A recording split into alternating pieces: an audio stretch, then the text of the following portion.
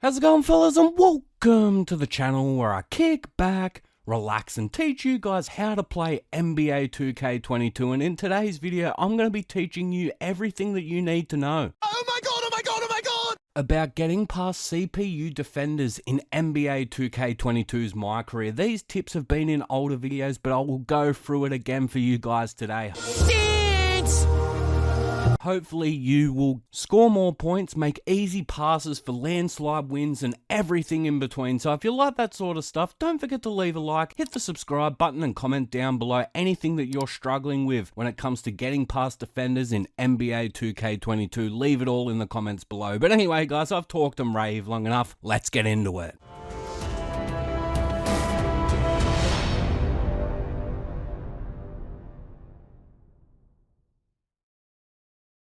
So the first thing I want to talk about is if you're a ball handler, there are two ways to get open in NBA 2K22. What is it? The first one is dribble moves, and the second one is screens, fellas. Oh my fucking god, that's genius! Blow-bys have been nerfed into the ground this year, so running into a player without creating space won't work anymore on any difficulty.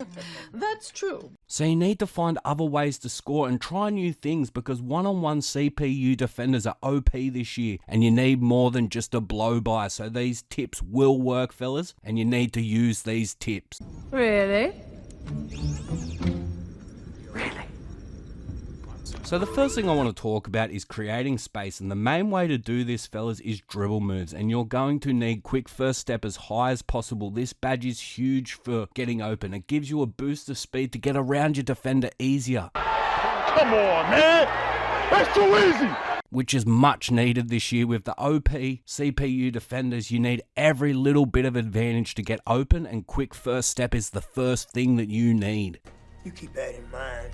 So the first dribble move you want to learn is the triple threat step back. This move is so easy, but it's so effective, fellas. All you have to do is when you're dribbling the ball, standing still or moving, is just hold R2 and push the right stick down. This will help a ton for creating space, fellas. That's it? That's it. You know how I said to use quick first step? This is where it comes in handy, fellas. What you want to do after the step back animation has completed, you want to turbo and run the same way as the ball. So if the ball is in your right hand, you want to run to the right. If the ball is in your left hand, you want to run to the left. It's as simple as that, fellas. Wow. Well, that was easy. Because quick first step only activates when you run towards the ball hand, or the hand that the ball is in, I should say. But this will create a lot of space, fellas. Don't forget, if you create space off the step back, shoot the ball. If you're a shooter, let the ball fly. But don't make this a common thing. Fact. If the space isn't there, don't shoot. You need to use trial and error for the first few times to see what's wide open, to see what's contested, and learn which defenders are lockdown defenders, because having a lockdown defender on you should make you think again before shooting every single time. Fact. So the next dribble move I want to talk about is the moving behind the back and even the crossover as well. These are the best things to do to get open when bringing the ball up the court. Yup. You do need to have a high ball handling for this one, at least an 80 to get faster animations and just to be effective with it, because if you're just too slow, these animations just don't work. So how to do the crossover is when you're moving up the court, you want to be holding turbo and just push the right stick to the hand that the ball isn't in. That's it. It's as simple as that. And to do a moving behind the back, it's the same thing, but it's diagonally down instead of straight across. So when the ball is in your left hand, you want to hit it diagonally right, the right stick, every single time. Well, shit. This move works so good against non-lockdown defenders like Kyrie Irving, Steph Curry. You're always worried about Steph Curry's offense, but you got to remember he's got to defend you too. You're a smart motherfucker, that's right. And he struggles a lot trying to stay in front of this dribble move. This man is a genius. A genius. So the next thing I want to talk about, I talk about in nearly every tips and tricks video, and I can't preach it enough, fellas, and that's screens. Trust me when I say this. If you want to score consistently, you have to use screens, fellas. Doing the same thing over and over again. I know it gets boring, but you have to use them over and over and over again. So I'll quickly explain how to do them. Thank you.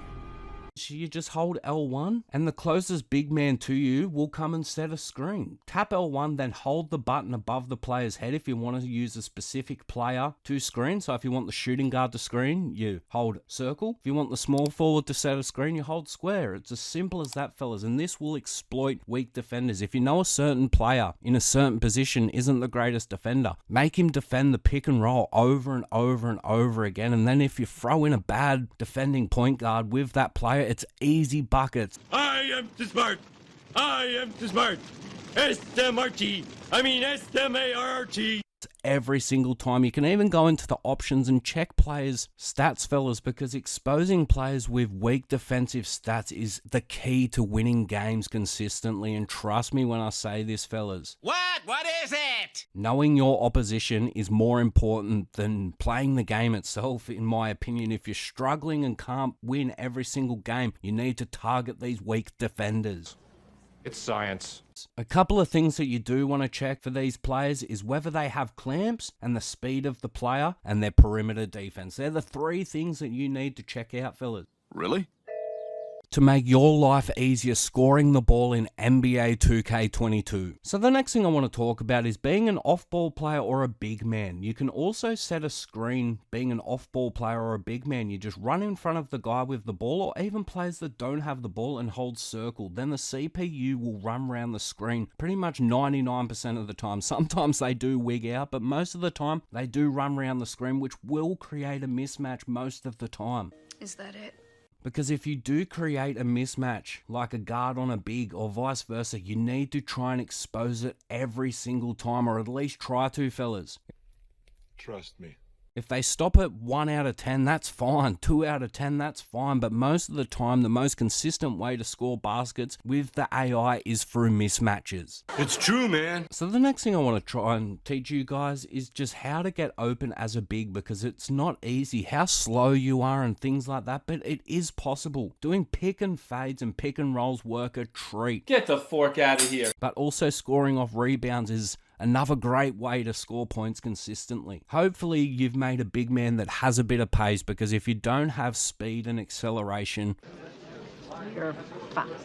you're not getting open. You need to use your strength, and if you don't have speed and strength, you're pretty much useless. But as I said, fellas, scoring after a rebound is by far the easiest and best way to score as a low overall big man. If you are struggling for tips and tricks, I do have a video how to get rebounds and how to be a big man in NBA 2K22. There's tons of big man tutorials on the channel, so check them out, fellas. Link will be in the description. So the last thing I want to talk about is just a few final thoughts, and these tips will work, fellas. I've been doing these tips for years and years and years. If you need more tutorials, check out the channel. I have tons of My Career tips and tricks that will help you when playing the My Career, because I've been playing this mode for 10 years, fellas. Listen, I'm a boomer. I don't have to take shit from anybody. So I might know what I'm talking about. Done. But anyway, guys, I've talked and raved long enough. If you do like these rant, raves, tips, tricks, whatever you want to call them, don't forget to leave a like, hit the subscribe button, and comment down below all your thoughts and opinions when it comes to getting past CPU defenders in the My Career in NBA 2K22. Leave it all in the comments below. But anyway, guys, I've talked and raved long enough. Leave a like, comment, subscribe, and I'll catch yous later.